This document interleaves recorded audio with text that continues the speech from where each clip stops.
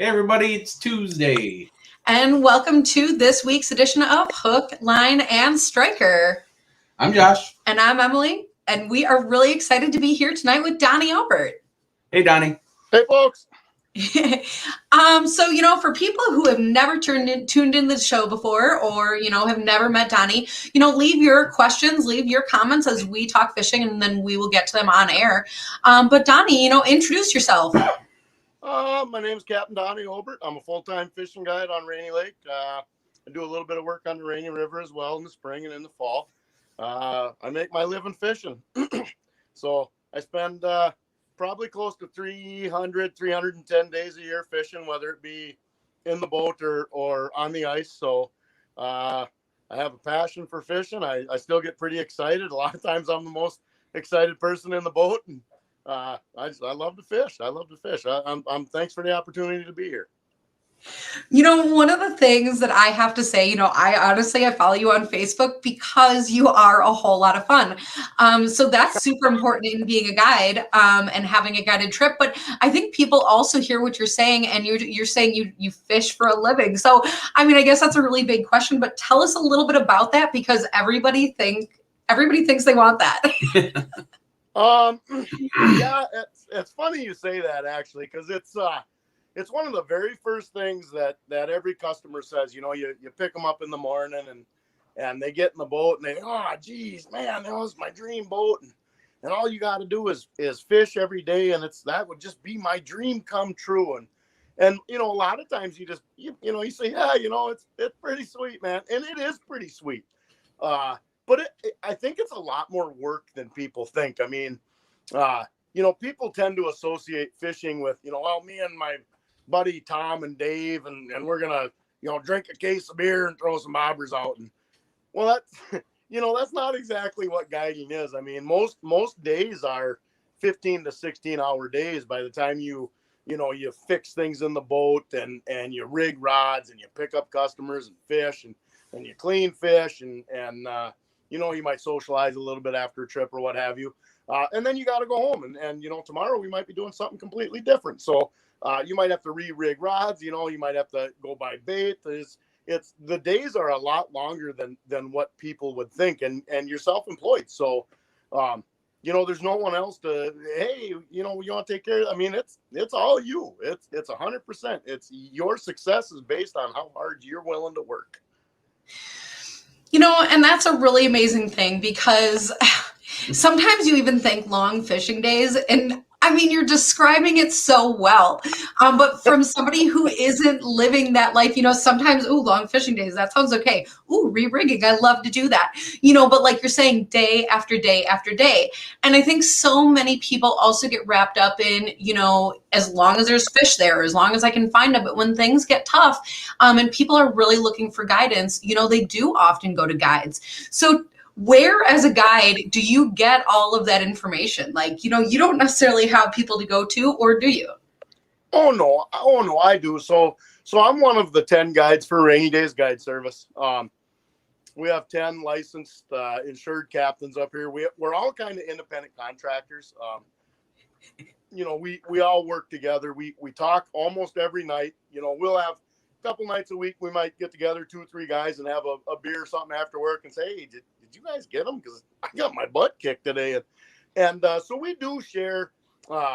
We share information very in fact, sometimes during the trip, if I'm struggling or what have you, I might just shoot a text to one of the other guys and say, hey man, I'm really struggling today. Can you throw me a bone, or are you on them, or and what's pretty funny is most of the days you're struggling and you send out that text, it's the exact same thing you get back, like nope, nope, or you'll come in, and there's only so many resorts on Rainy. So a lot of days, if we're done at 3 or 4, a lot of guides are pulling in at the same time. And you'll kind of get together for a beer or whatever and say, geez, about 1 o'clock, it seemed like the bite, like somebody flipped a light switch. It just died. And everyone in the room's like, yep. So sometimes it's when you do it every single day, day in and day out, you do begin to realize that, you're not going to pound them every single day. That's just not realistic. I mean, fish don't eat 24/7 all the time. So, you know, it's great to be on part of a team. I work with some guys that are excellent anglers, and they're excellent teachers. So, you know, when I first started guiding, I didn't, you know, looking back now, I think, my God, I didn't even know what the heck I was doing, just because you have the opportunity to learn so fast when you're on the water every day. But I mean, Ben Gilbertson and Trent Eineichner and Chris Granrud and these guys, I mean, each and every one of them is really good at something different. And, you know, that we all help each other. And I've actually been able to amass quite a bit of knowledge in a relatively short amount of time. That is really, really awesome. That's and, you really know, cool. Definitely a testament to what a great guide service it could be, you know, as somebody who is, you know, living that situation every day and, you know, crossing all those bridges and dealing with hard fishing and even great fishing, you know, there's a lot that goes into that. Sure. So we have quite a few comments of all kinds of chatter. So to those of you who are chatting with each other, keep it up. To those of you who are chatting with us, keep it up. If there's specific questions along the way, let us know. But so far, it seems like people really just love you. Well, most of them haven't met me. Oh my goodness. So I guess, you know, I've seen a lot of your pictures. Tell us a little bit about how your ice fishing season has gone. It's gone well. We, you know, Rainy Lake freezes really slow. So we're one of the last, I would say, like major bodies of water, walleye destinations that freezes over. We typically won't even book trips before Christmas. So, you know, I might scooch around a little here and there, and that's kind of me time. I'll you know, early ice. I'm typically, you know, one of the very first guys on red, and you know, I'll bounce around a little bit and just fun fish and not even guide. Just kind of get back to, you know, when you do it every day, it kind of turns into a job. So to have those days on early ice on red or Lake of the Woods or what have you, where you can just mess around with your buddies and it's not, you know, quite so serious. I really, really look forward to that. And then, you know, just after Christmas, we'll start guiding here on Rainy. And, you know, that first 6 weeks, last week of December and most of January, we have a really, really reliable big fish bite up here. Now, it's not going to be 100 hook sets a day, but you really have a really good shot at big fish. So, you know, I try to get customers in the right frame of mind. I say, look, you're not going to have 100 hook sets. Okay. But when you have a fish on the graph, there's a very, very good chance that it's a big walleye. So, I tell customers, you know, you don't want to come out of your shoes when you set that hook. Don't just flick your wrist. I mean, you got to give her, you know. So, and then for us, if things get tough, it's February. I'm not saying that every February is tough, but if it gets tough, it's February. So, you know, we kind of plan our vacations, and you know, me and Mom went to Mexico, and then, you know, last week of February and into March, things start picking up, and that's typically when we'll start chasing crappies. And since this is Crappie Junction, I figured that would perk your ears up a little bit. You know, I've seen some amazing walleye pictures that you've posted, you know, all kinds of pictures. I guess I can't even generalize one species, but you know, it is the crappies, especially lately, that really have my attention. So, you know, tell us a little bit about that.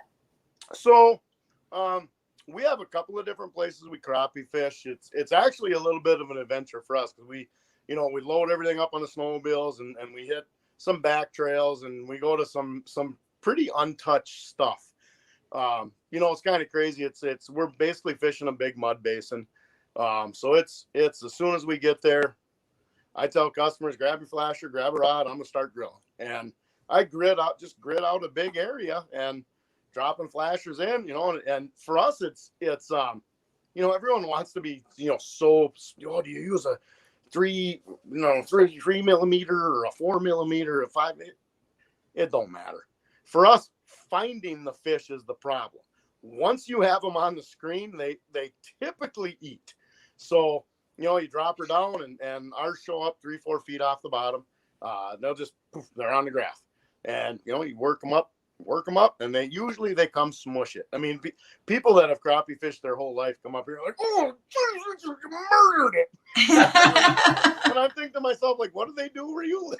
Like, so what we found is I only carry 4mm jig or tungstens. You don't really need a whole wagon full of stuff. A couple handfuls of plastics and we try to stay mobile, and you try to just keep bouncing. You're sitting on a hole for 15 minutes, you haven't marked nothing, moving.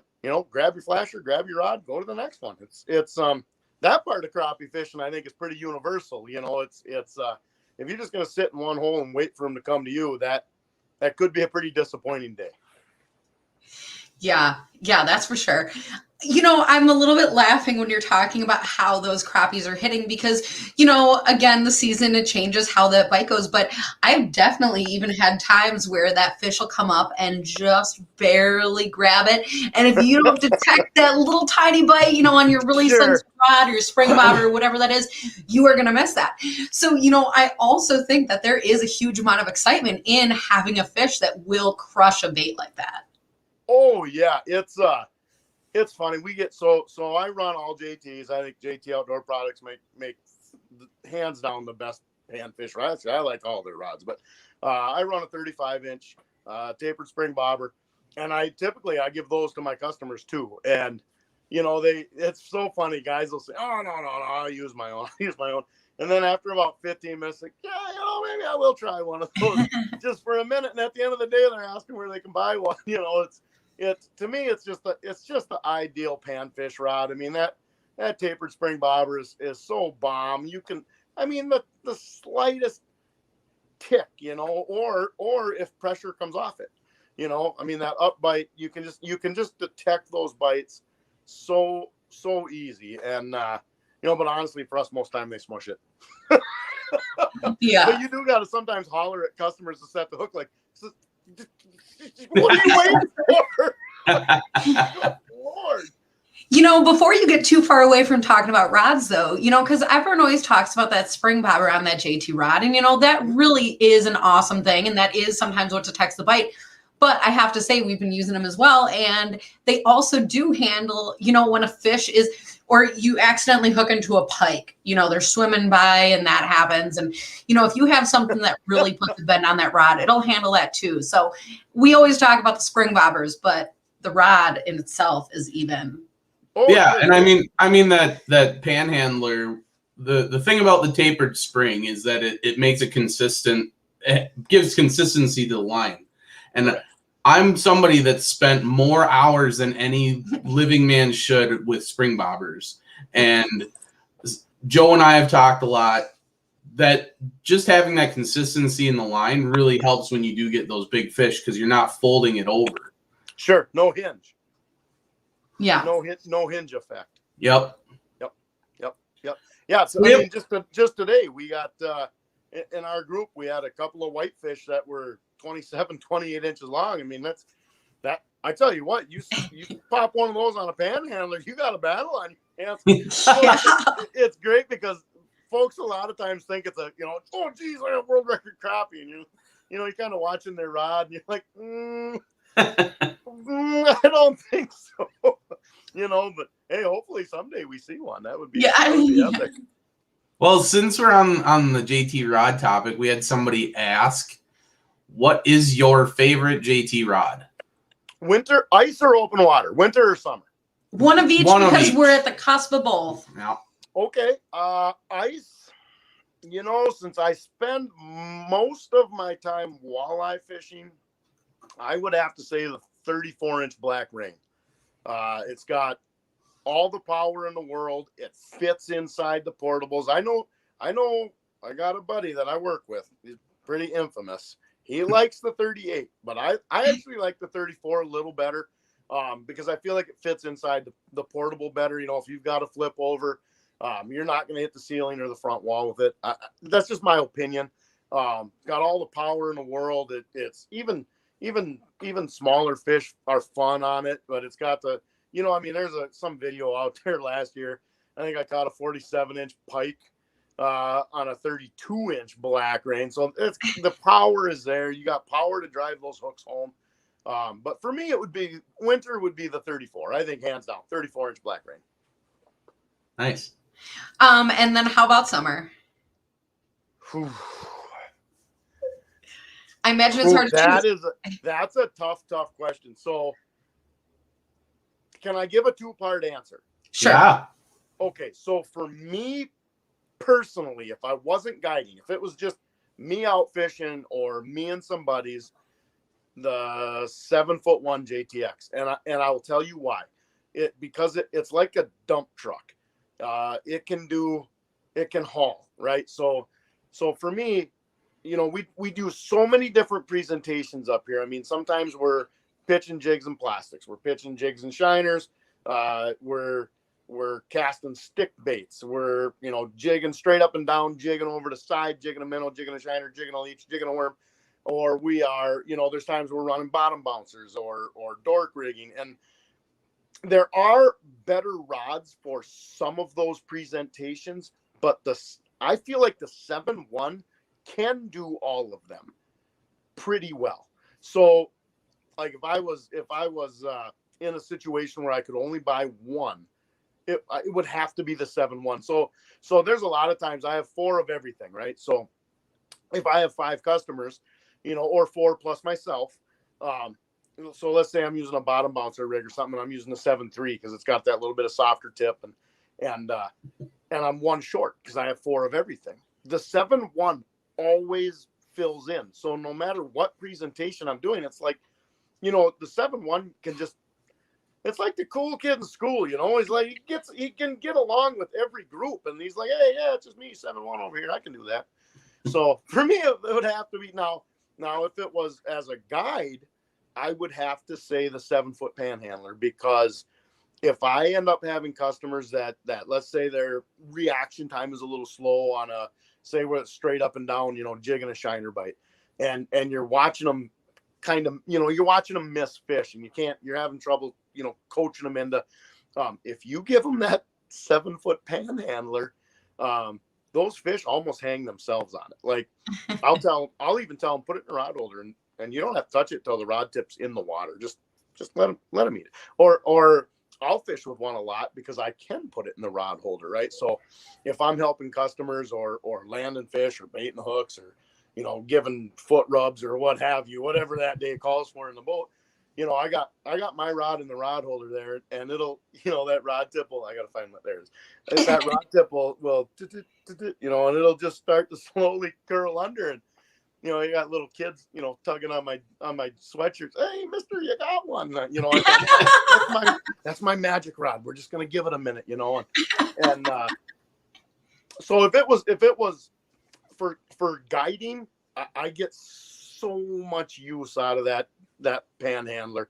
But if it was for me personally, it would be the 7'1" JTX. Well, and that's awesome, because to have something super versatile, in the first rod that you talked about, that is one of the things that people are really looking for. People love to add to their collection, and some people have huge collections, but that is certainly not everybody. So, to have kind of an option for both ways is really, really awesome. Sure. Just a real quick thing. Andrea says that if you are giving away foot rubs, she's in. And I will say me too. So just let me know when that's happening. There is a foot rub surcharge. We also have a different question. Jim here is talking about the barometer.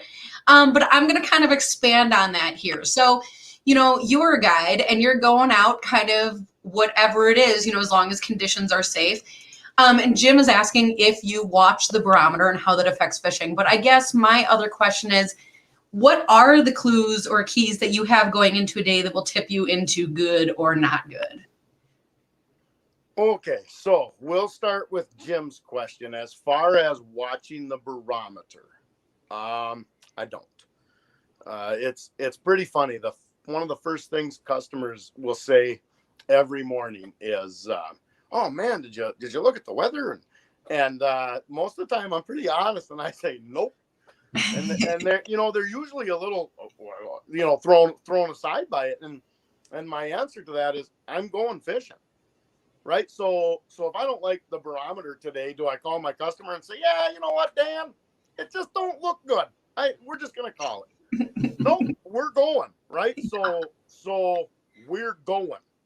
What I look at is the wind direction and the wind speed. So wind direction is a pretty good indication of where I'm going to fish.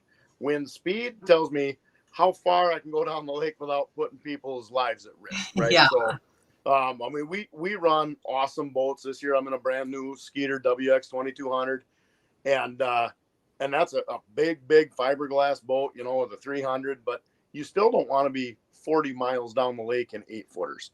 I mean, can the boat handle it? Yes, I can attest the boat can do it. Is it fun and comfortable? No. So if we're looking at 40, 50 mile an hour winds, that kind of limits how far I want to go with customers. Now, to answer your question, what indications do we have? And so, what I always have is what happened yesterday, right? So it's not some magic formula, right? So if I got them on jig and a shiner on, let's say, mid-lake structure in the middle of summer, well, I have a pretty good idea where those fish are going to be, right? They're not leaving. I mean, they're not going to be in 3 feet of water. It's actually pretty simple when you do it every single day.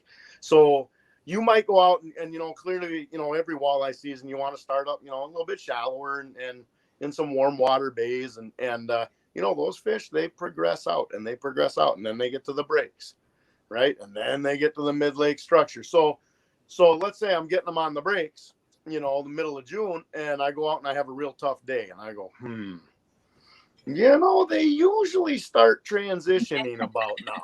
And so if it's noon and I'm still struggling, I'm just not marking them or what have you.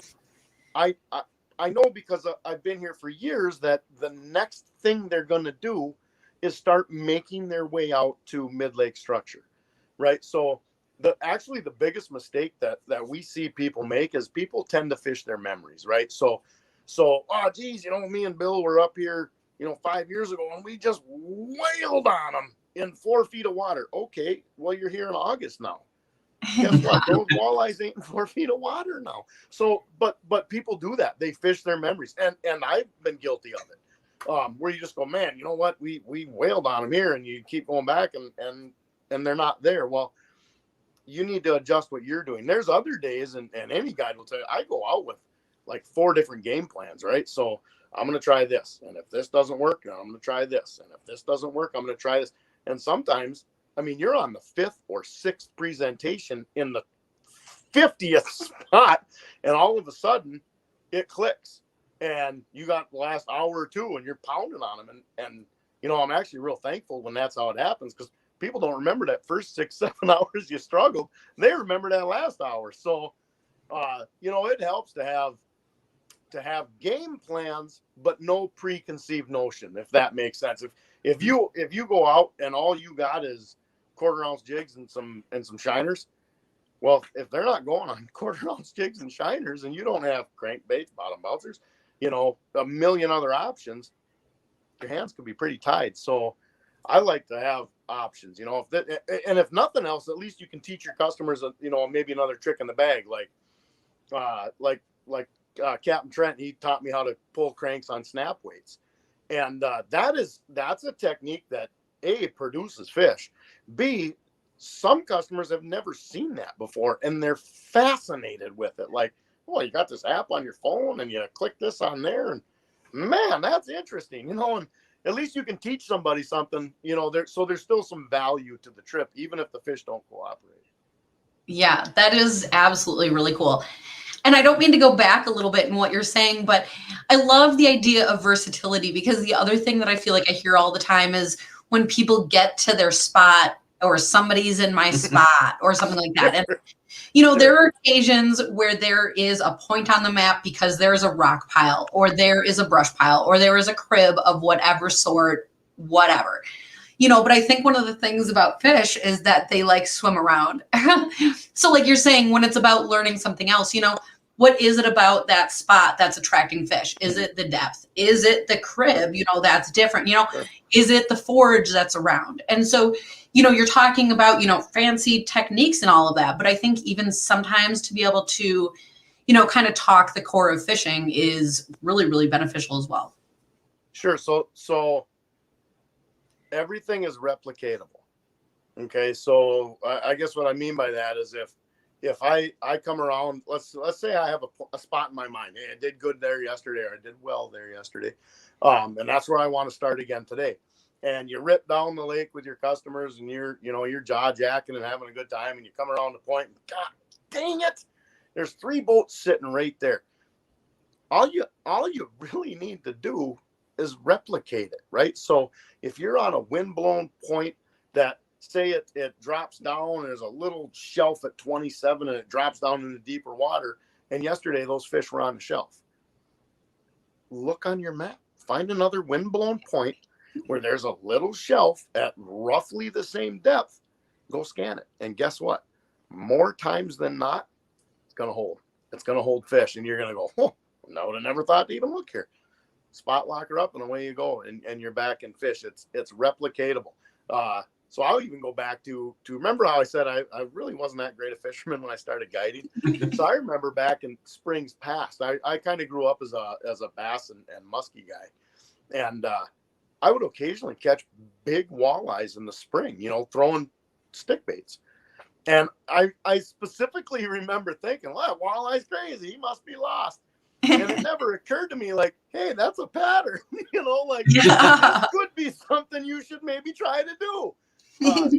Fish don't get lost, right? So if that fish is there, it's there for a reason. And if it's a walleye, there's probably more, right? There's probably a bunch more. So, things aren't happenstance. The fish don't get lost. I mean, they focus on one thing, eating. So if there's one there, there's probably more than one there. But that's stuff you learn and develop those kind of skills to observe stuff like that. The more you fish every day, the easier it is to see the pattern. Right. Well, and speaking of eating fish, there's a question. Oh boy. It was from a little bit back. So what is your favorite jig in plastic for spring walleye? So we talked all about rods. What is it that you tend to put on that rod? This from Travis. Yeah. Okay, so I absolutely love B Fishing's H2O precision jigs, and pulsars. So a lot of guys will say pulsars and or Moxies, but I've just had the best luck with pulsars. I have Moxies in the boat. I don't know why,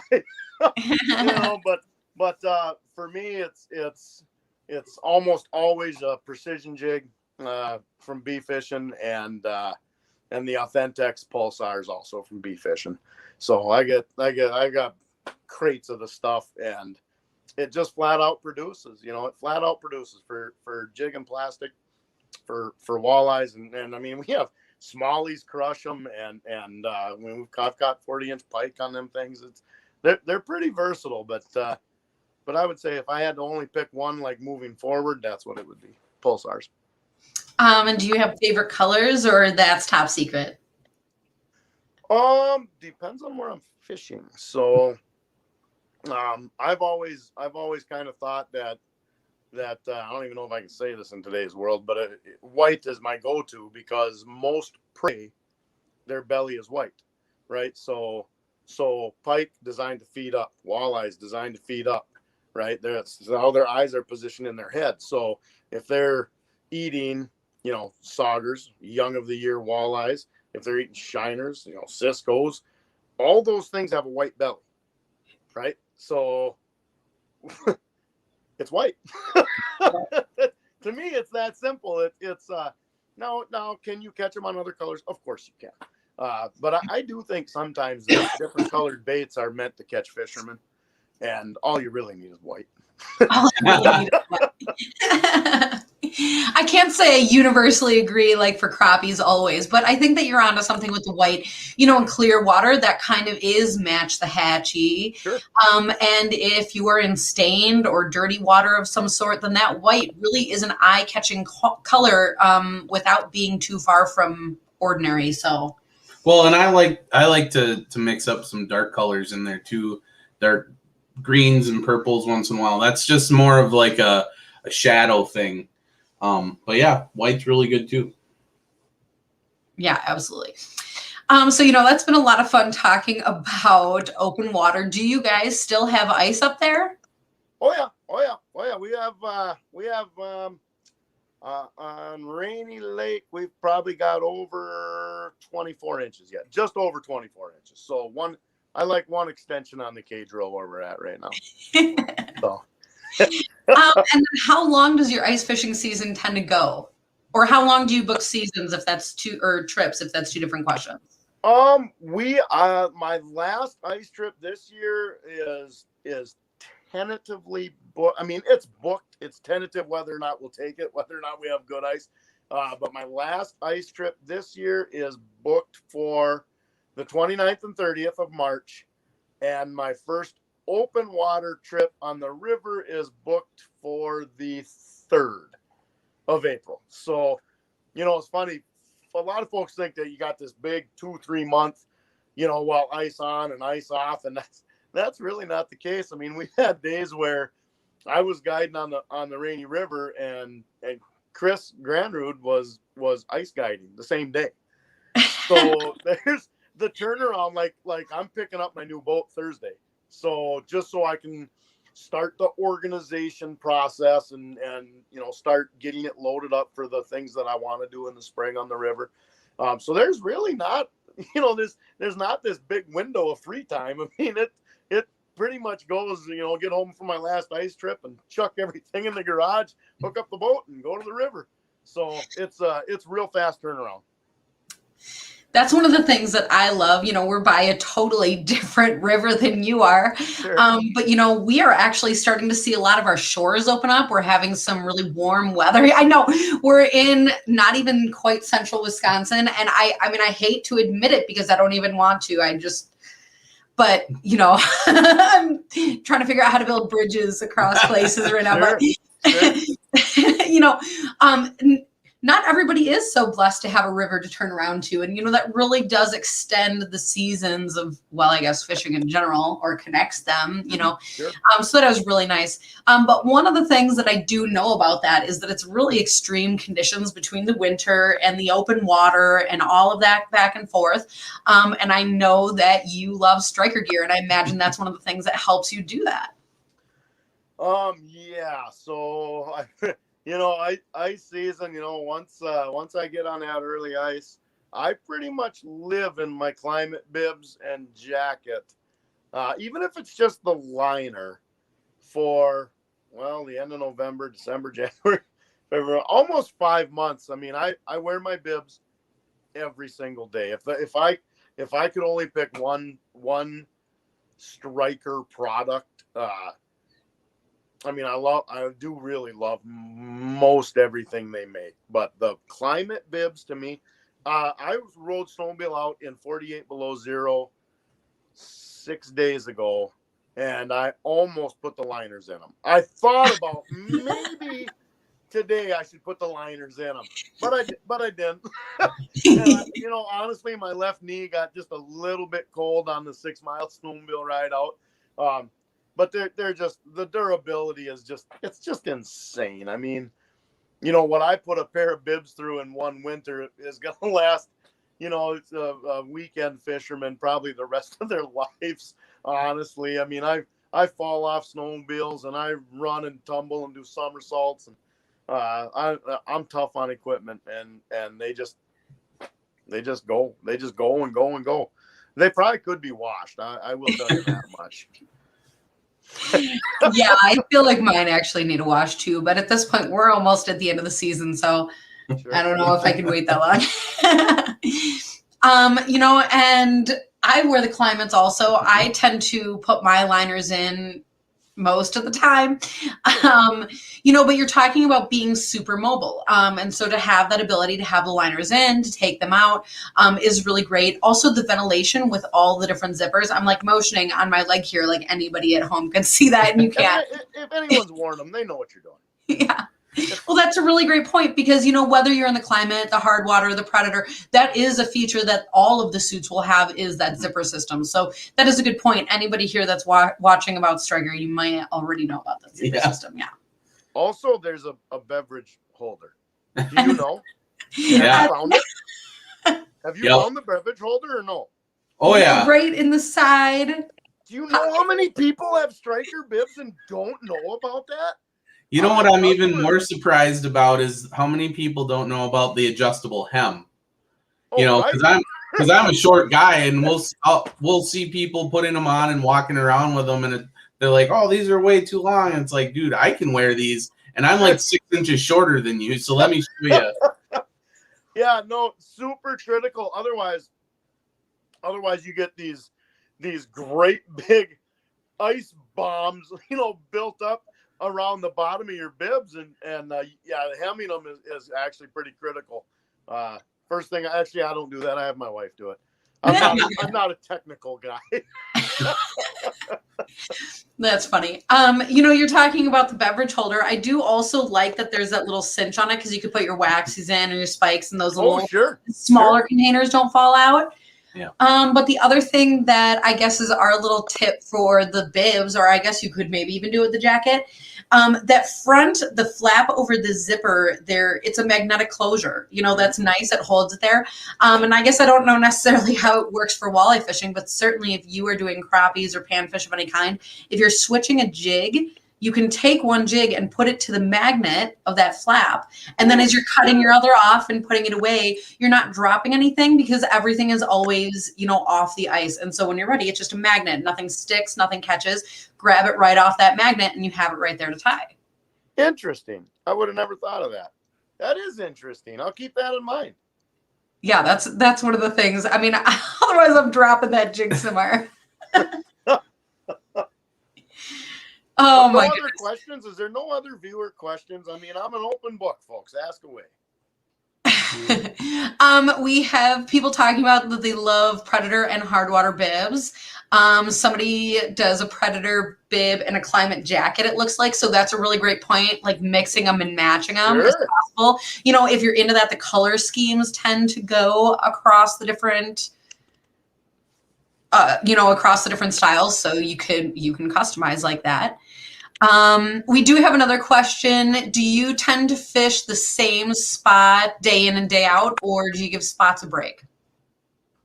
I tend to give spots a break. So what I'll do is you kind of get a feeling for actually what your customers want to get out of a trip. I think you'd be surprised. Not everybody just wants to pound fish, right? So some people want to learn a new technique, or some people, it's on the U.S. side of Rainy Lake is Voyageurs National Park.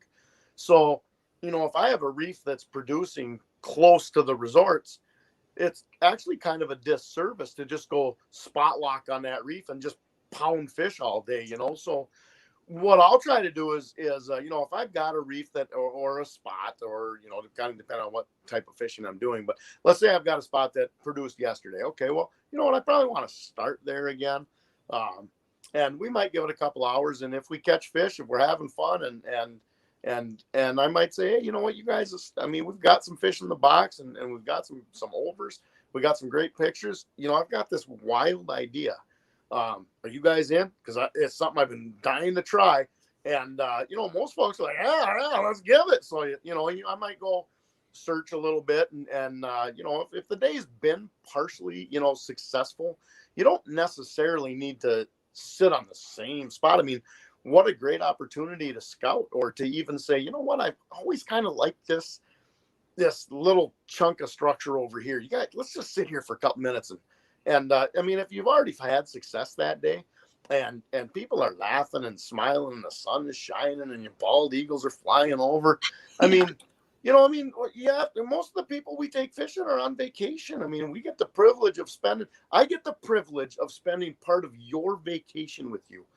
And not everybody just wants a sore shoulder at the end of the day. It's actually quite an experience. The park is gorgeous. Why wouldn't you want to go for a little boat ride? And I don't know. I won't just pound the spot into submission. The other thing I might do is call another guide that's struggling and say, hey, pretty good shot getting your folks on some fish here. If you want to scoot in, I'll scoot out. Yeah, because we've had some success. So I'll move on and go look for something else. So not a great time to try something new even. Yeah.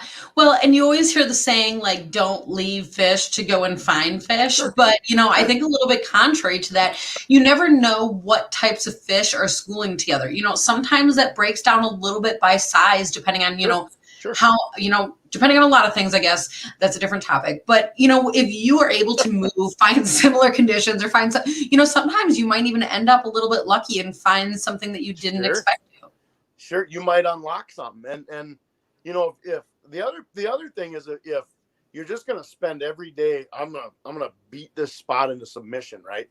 The day that spot stops giving up fish, oh God, because you had nothing else in the tank. So, yeah. So to me, it's always time well spent. If you can take a little bit of every day and scout a little, look at something new, try a new technique or then you kind of have this reserve bank of spots and techniques and ideas that can produce when maybe the old bread and butter is not working. Yeah.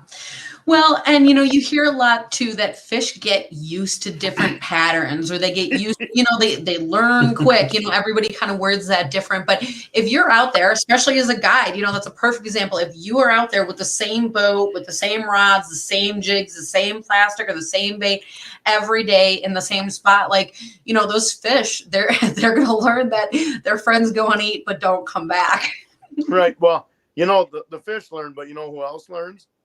Everyone the rest of everybody else. Yep. So, oh man, that great big fiberglass boat always goes right there. As soon as he leaves, I'm pulling up there to see what's up. So you got to have more than one spot. You just have to. You have to. Yeah. This is a huge lake. So we do have that going for us. And I mean, I understand not everyone's got, a 240,000 acre, body of water there's plenty of spots. Well, and shout out to my trolling motor, which I do kind of miss through ice season. Trolling motors. Yep. I remember those. Yeah. Unfortunately, that season is really close for us. Trolling motors is a love-hate relationship. Everyone that knows me that's watching this right now is dying laughing. My first year guiding, I went through 21 trolling motors. Yep. Yeah, you heard that right. Okay, like what happened? Hey, last year I only went through 2, and one of my boats got hit by lightning, so that one doesn't even count. So last year I only really went through 1. So well, that would explain this question from Chris. Are you considering wearing a lightning helmet this season? No, I am probably going to install a lightning rod at my neighbor's house. So I've only been hit, like my body has only been hit 1 time. So other than that, I've had 2 boats hit and the fish house while I was in it. So oh my God. So another question here from Troy, how many days a year do you fish? And also like a shout out for safety, right? Because some days really you got to be watch out for conditions. Yeah. So, I guide, I think last year, I think 186 trips is what I ran last year. And that's busy. I mean, that's crazy busy. That's wear you down style. I mean, when you're talking, there's a lot of times I'll go 40, 45 days straight, without a day off. And it's kind of funny actually, at the beginning of the season, you're going through your schedule and you see those, there's a couple of people do half days and and you're like, half day, god dang it, you know, because it's a couple $100 cheaper. And you know, by the time you get to that half day in your schedule, you're like, oh my god, thank God, it's only Thank a you. half day today. You know, you're like, I can do a half day of my sleep.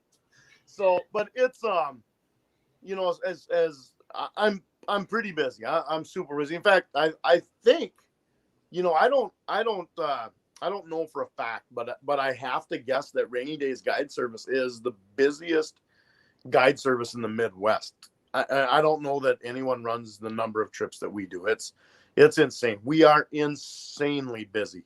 Like I already have over 100 trips booked, you know, for open water. So like if folks want to experience, you know, Rainy Lake or a guide trip up here with me or any of the guys, I mean, they're all great. We're all great guys. I mean, I'm clearly the most handsome, probably the most fun, but these guys are all excellent fishermen, excellent educators. If that's something that you know, anybody watching wants to do, the time to be planning that fishing trip is right now.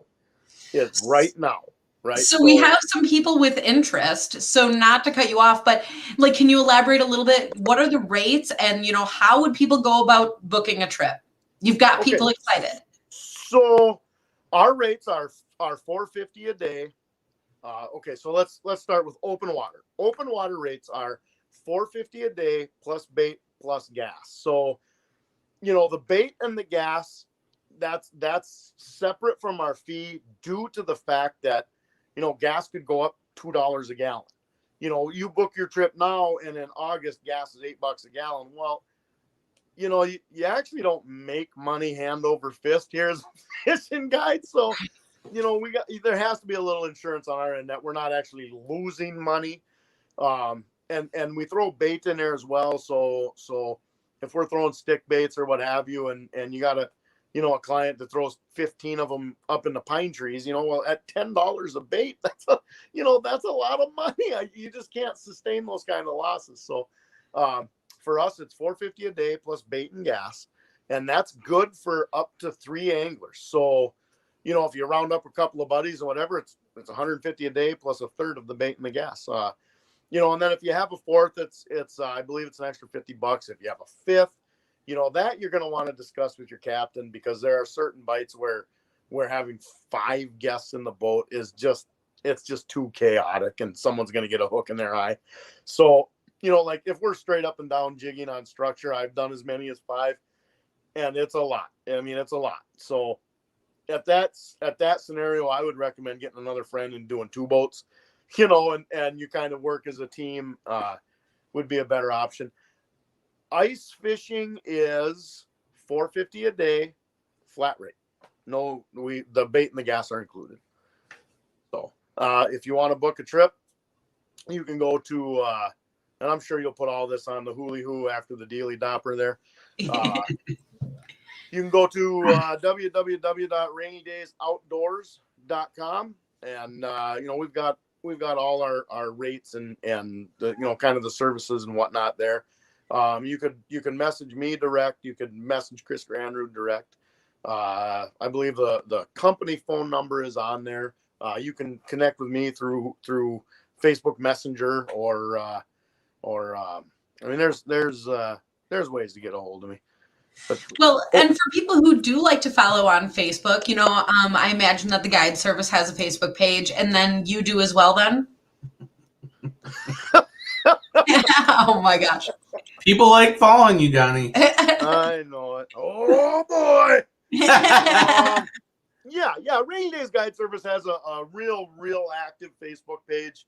I believe they're on Instagram. I'm on Instagram as well at I believe it's Captain_Donnie. I'm pretty sure. I'm not super active on Instagram. I'm way more active on Facebook. I'm trying to get better, because I know the younger kids are way more onto Insta than I know. Facebook is for the old peeps, but you know, I'm trying to get better. If it ain't a fish finder, I struggle technologically. I know Matt Bain is dying laughing right now. So, but I have tried to get better at doing things like Instagram and not just always leaving it on Facebook. And I do have to put a little caution out there for anybody who does want to follow you on Facebook. No, because I the fish pictures that you put up, I'm just saying it's enough to make me like quit work and like walk there if I have to. Sure. Yeah. So I know that sounds crazy, but like I've got to like wait until a later day. Yeah. Oh my gosh. You know, when you have the opportunity to fish every single day, you know, you're going to catch big fish. A lot of people ask, they'll message me, how do you catch such big fish? And you know, the first step is to fish where big fish are, right? I mean, and I know that sounds so simple, but think of like a deer hunter that's hunting on a 1 acre plot in the middle of St. Paul. You know, actually, that's probably a terrible example because you can shoot some big bucks in St. Paul. But if you're not hunting in an area that produces big bucks, the chance of you shooting a big buck there are super slim. So the same for fishing, right? So if you're not fishing a body of water that, I mean, today we average, you know, Chris and I had a trip and we kind of can put our trips together. We combine them and work together. And you know, our average crappie today was 14 inches. I mean, that was our average. You know, if you're not fishing somewhere that produces big fish, you're probably not going to catch many, right? So I know it sounds so simple, but there is a lot of truth to that. So, you know, you want to go catch big muskies, go where big muskies are. You want to go catch big crappies, go where big crappies are. You know, you can't always just bump to the pond down the road and say, well, someday I'll catch a big one. Probably not. You know? That's true. Well, and hopefully I'll learn a little bit about how to do that when I follow you on Facebook. And if not, then I'm going to come and I'm going to book my trip. Come on. I'd love to have you. Come on. We don't even have to fish for crappies, but we can if you want. Yeah. Awesome. So, you know, if people do still have comments or questions, people can definitely leave that here. And even if we need to forward it on to Donnie, you know, we'll get that to you. Mm-hmm. But otherwise, thank you to everybody who tuned in tonight. And we're definitely looking forward to next week. And Donnie, thank you for being here today. Thanks for having me. Yeah, thanks. So to everybody else, you know, thanks for tuning in. We'll see you on the next episode of Hook, Line, and Striker. Night, everybody.